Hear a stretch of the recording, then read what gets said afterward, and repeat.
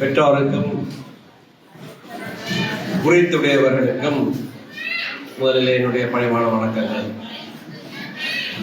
இந்த நிகழ்வை மிக சிறப்பாக அமைத்து இந்த கௌரவிப்பை மனப்பூர்வமாக அவர்களுக்கு சமர்ப்பிக்கின்ற ஈசன் உட்பட இந்த நிகழ்வை ஒருங்கமைப்பாளர்கள் அனைவருக்கும் என்னுடைய வணக்கங்களும் வாழ்த்துக்கள். நவம்பர் மாதம் என்பது உலகளாவிய ரீதியிலே தங்கள் தேசங்களுக்காக போரிட்டு மடிந்தவர்களுக்கு நினைவு கூறுகிற அதனால்தான் உலகெங்கும் ராணுவர்களாக இருக்கலாம், போராட்டங்கள் செய்தவர்களாக இருக்கலாம், அவர்களுக்காக பொப்பி என்று சொல்லி ஒரு வளையம் ஒன்று வீதிகளிலே விற்பார்கள், அதிலே பணம் சேர்ப்பார்கள். அந்த போர்களிலே ஊனமுற்றவர்கள் அல்லது அவர்களை இழந்து கஷ்டப்படுகிற அவர்களுடைய உறவினர்களுக்கெல்லாம் அப்படியாக பணம் சேர்ப்பார்கள். இது உலகம் எங்கும் நடைபெறுகிற ஒரு நிகழ்வு. அப்படியான கார்த்திகை மாதத்திலே தான் நாங்களும் எங்களுக்காக, தங்களுக்காக அல்ல, எங்களுக்காக போராடி மடிந்தவர்களை நினைவு கூறுகிற ஒரு வாரம், ஒரு முழு வாரத்தையே அனுஷ்டிக்கிறோம். சில நாட்களுக்கு முன்னர் நவம்பர் 13ஆம் தேதி தற்போதைய நாட்டின் ஜனாதிபதி அவர்களும் விஹார மகாதேவி பூங்காவிலே தன்னோடு தோளோடு தோன்றென்று ஆயுதமேந்தி போராடி மடிந்தவர்களை நினைவு கூறுகிற ஒரு நிகழ்விலே கலந்து கொண்ட படங்களை நாங்கள் பார்த்தோம். தங்களுடைய அன்றைய தலைவனுடைய சீருடையோடு அவர் இருக்கிற படம் பின்னணியிலே இருக்கிறது.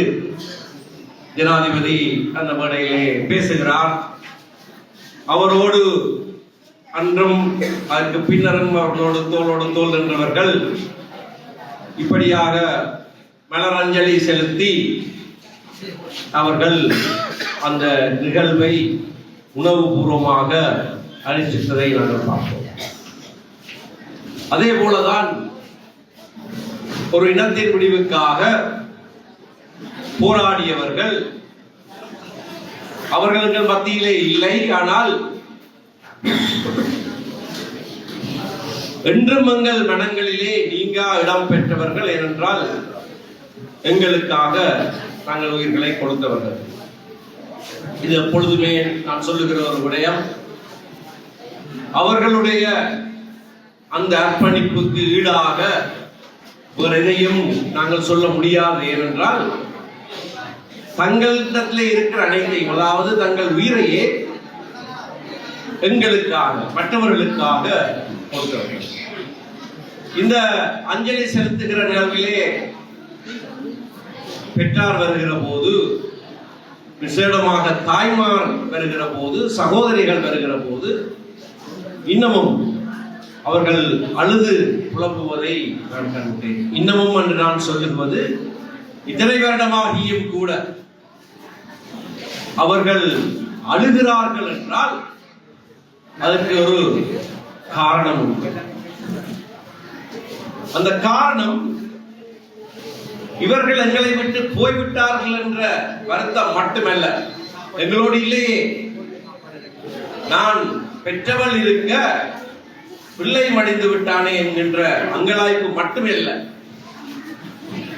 அந்த தியாகத்தினாலே இன்னமும் நமது இனம் ஒரு விடிவை காணவில்லையே,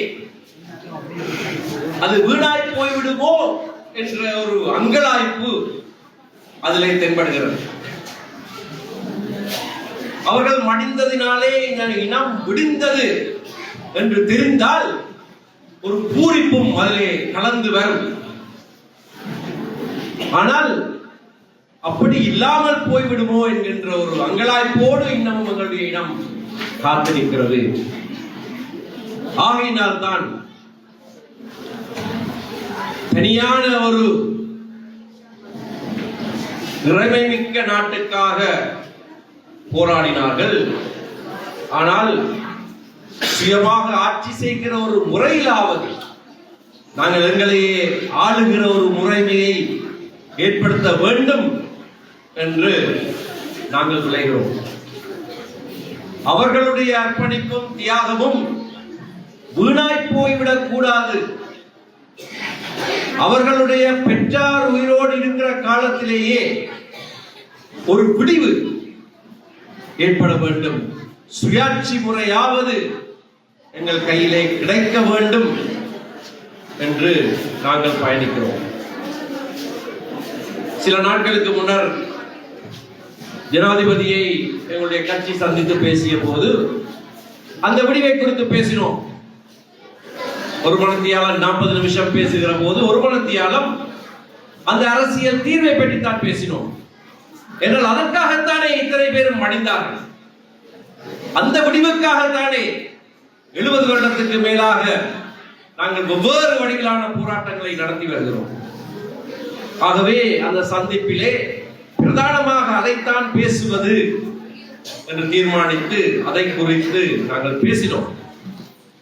ஜனாதிபதி தன்னுடைய தேர்தல் விஞ்ஞாபனத்திலே இறுதி பக்கத்திலே 230வது பக்கத்திலே, சிங்களத்திலேயும் தமிழிலேயும் 230வது பக்கத்திலே தான் செய்வேன் என்று சொல்லி இருக்கிற வாக்குறுதிகள் 20க்கு மேற்பட்டவை இருக்கின்றன. 1, 2, 3 என்று பட்டியலிடப்பட்டிருக்கிறது. முதலாவதாக சொல்லி இருப்பது அதிகார பகிர்வோடு கூடிய ஒரு புது அரசியல் யாப்பு. உள்ளூராட்சி சபை, மாவட்டம், மாகாணம் ஆகியவற்றுக்கு அதிகாரங்களை பகிர்ந்தளிக்கிற முறையும் இறுதியாக அவர்களோடு சேர்ந்து பணியாற்றிய ஒரு முறைமையையும் குறித்து சொல்லி அதை ஒரு வருட காலத்துக்குள்ளே செய்வதாக, துரிதமாக செய்வதாக வாக்குறுதி அளித்திருக்கிறார். ஆனால் அதை குறித்து எதுவும் இன்னும் செய்யப்படவில்லை என்பதை சுட்டிக்காட்டினோம். அது செய்யப்படுகிற வரைக்கும் இந்த நாடு ஒரு அடி கூட முன்னேறாது என்பதை அவருக்கு மிக பக்குவமாக சொல்லி வைத்தோம்.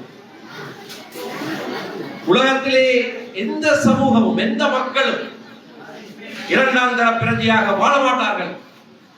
அதை ஏற்றுக்கொள்ள மாட்டார்கள். அவரும் ஏற்றுக்கொண்டார். எவருமே இரண்டாம் தர பிரஜையாக வாழ மாட்டார்கள். அப்படி இருக்க ஒரு ஜனநாயக கட்டமைப்பிலே ஒரு மக்கள் எண்ணிக்கையிலே 3 மடங்காக இருக்கிற போது எப்படி மற்ற சமூகம் எண்ணிக்கையிலே குறைந்ததாக காணப்படுகிற சமூகம் எப்படியாக சம அந்தஸ்துள்ளவர்களாக வாழ முடியும்?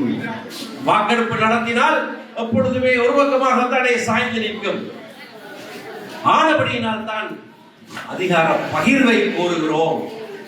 நாங்கள் பெரும்பான்மையாக நாட்டிலே பெரும்பான்மையாக வாழாவிட்டாலும் நாங்கள் பெரும்பான்மையாக வாழுகிற பிரதேசங்களிலே எங்களுக்கான அரசு அதிகாரங்களை பகிர்ந்து கொடுங்கள் என்று நாங்கள் கேட்பதன் தாற்பயம் அதுதான், அதனுடைய நியாயப்பாடு அதுதான் என்று சொல்வோம். அது செய்யப்பட வேண்டும். ஒரு வருடமாகியும் செய்யப்படவில்லை. உங்களுக்கு ஞாபகப்படுத்த வந்திருக்கிறோம் என்று சொல்வோம். எப்படி செய்யப்படும் என்பதை நீங்களே சொல்லி இருக்கிறீர்கள், எங்களோடு இணங்கியும் இருக்கிறீர்கள். அதிகார பகிர்வுக்கான கோட்பாடுகள் என்று சொல்லி ஒரு ஆவணத்தை அவரிடத்தை நான் கையெழுத்தேன். அவரும் இணங்கிக் கொண்ட ஒரு ஆவணம். 16 அம்சங்கள் உள்ள அந்த ஆவணத்திலே 14 அம்சங்கள் இணங்கப்பட்ட விடயங்கள். ஆகையினாலே இது செய்யப்பட வேண்டும். எவர் நிமித்தமாக செய்யப்படாவிட்டாலும் மடிந்து போன எங்களுடைய மாவீரர்களுடைய தியாகத்தின் நிமித்தமாக அது செய்யப்பட வேண்டும். அவர்களுடைய உறவுகள், விசேடமாக அவர்களுடைய பெற்றார்கள் அதனை காண வேண்டும், கண்டு பூரிக்க வேண்டும். என்னுடைய மகன், என்னுடைய மகள் இதற்காகத்தான் தன்னுடைய வாழ்வை கொடுத்தார். அதனுடைய பெருவேரை குறைந்தது நானாவது என்னுடைய கண்ணாலே காண்கிறேன் என்று சொல்லத்தக்கதாக இருக்க வேண்டும். அந்த அர்ப்பணிப்போடு தான் நாங்கள் செயலாற்றுகிறோம். ஒரு முழு சுயாட்சியுடைய இறைமையுடைய தனி நாடு என்கின்ற இலக்கை விட்டு விலகிவிட்டோம் என்று துரோகி பட்டம் சூட்டுகிறவர்கள் இன்றைக்கும் எவராவது தனிநாட்டை கோருகிறார்களா என்று கேட்டு பார்க்க வேண்டும். சமஷ்டியை கோருவதும் அப்படியானால் துரோகம் தான். ஒரு நாங்களாக ஆட்சி செய்யக்கூடிய ஒரு முறை, கொடுக்கப்பட்ட அதிகாரங்கள் மீள புறப்பட முடியாத ஒரு முறை, ஒரு நாடாக இருந்தாலும் எங்களுடைய பிரதேசங்களை நாங்களே நிர்ணயிக்கிறதான ஒரு முறைமையை ஏற்படுத்துவதற்காகத்தான் நாங்கள் அதிகார பகிர்வு கோரி நிற்கிறோம். தங்களோடு கூட களமாடி மடிந்தவர்களுக்கென்று அந்தந்த காலங்களிலே 71ஆம் ஆண்டிலேயும் 88, 89ஆம் ஆண்டுகளிலேயும் நாட்டின் பயங்கரவாதிகள் என்று முத்திரை குத்தப்பட்டு வீதி வீதியாக டயர்களிலே போட்டு எரிக்கப்பட்ட தங்களுடைய சகாக்களுக்காக நினைவஞ்சலி செலுத்திக் கொண்டிருக்கிற ஜனாதிபதி இடத்திலே வேறு யாரிடத்திலே நாங்கள் கேட்கவில்லை. அந்த நேரங்களிலே அடக்குமுறையை உபயோகித்தவர்களிடத்திலே கேட்கவில்லை. அந்த நேரத்திலே அடக்குமுறைக்கு உட்படுத்தப்பட்ட தோழர்களிடத்திலே நாங்கள் கேட்கிறோம். எங்கள் மக்களிடத்திலே இருந்து எங்கள் பிள்ளைகள் மடிந்திருக்கிறார்கள், ஒரு நியாயத்திற்காக போரிட்டு மடிந்திருக்கிறார்கள். நீங்கள் உங்களுடைய சகாக்களை நினைவு கூறுகிறீர்கள், அதை போற்றுகிறீர்கள், நல்லது, நாங்களும் தலை சாய்க்கிறோம். இந்த நாட்டிலே அனைத்து மக்களும் சமமானவர்கள் என்று நீங்கள் சொல்லுகிறது உண்மையாக இருக்குமாக இருந்தால் உங்களுடைய சகாக்களுக்கு நீங்கள் தலை சாய்த்து வணங்குவது போல இதோ இந்த மாவீரர்களுடைய கனவையும் நனவாக்குற வகையிலே அந்த அரசியல் தீர்வை கொடுக்க வேண்டும் என்று ஜனாதிபதி தோழர் அனுரகுமார திசாநாயகத்திலே கேட்டு கொள்கிறேன். நன்றி, வணக்கம்.